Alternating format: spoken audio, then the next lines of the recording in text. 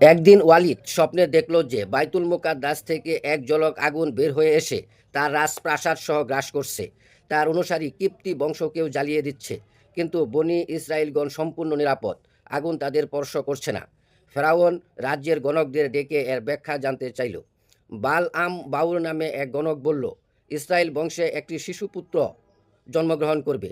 সে আপনার ও আপনার রাজত্বের ধ্বংসের কারণ হবে এবং কিপ্তি বংশ ধ্বংস হবে। স্বপ্নের ব্যাখ্যা শুনে ফেরআউন তার সিংহাসন থেকে লাফিয়ে উঠল।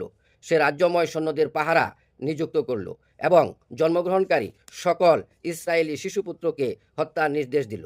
সৈন্যরা গর্ভবতী মহিলাদের তালিকা তৈরি করল আর জন্মগ্রহণকারী পুত্র সন্তানকে হত্যা করতে লাগলো। এভাবে অসংখ্য ইসরায়েলি শিশুপুত্র ফেরাউনের লোকদের হাতে নিহত হলো।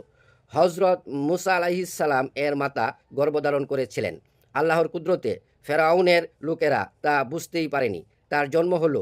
মা ফেরাউনের ভয়ে শিশু মুসাকে একটি সিন্ধুকে ভরে আল্লাহর নির্দেশে নদীতে ভাসিয়ে দিলেন। আল্লাহর কুদরতে সিন্ধুকটি ভাসতে ভাসতে নদীর তীরবর্তী ফিরআউনের রাজপ্রাসাদের ঘাটে গিয়ে ভিড়ল। ফুটফুটে মায়াবরা চেহারার শিশুটিকে দেখে ফেরাউনের স্ত্রী হজরত আসিয়া কুলে তুলে নিলেন। আসিয়া ছিলেন ইসরায়েলি কন্যা। তিনি এক আল্লাহতে বিশ্বাস করতেন। ফেরাউন তাকে জোর করে বিয়ে করেছিল।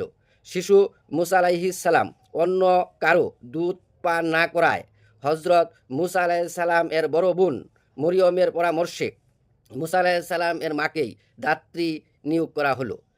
আল্লাহ তালার অসীম কুদরতে মুসা আলাইহিস সালাম ফেরাউনের গড়ে তারই অর্থ পেয়ে মায়ের কুলে লালিত পালিত হতে লাগলেন।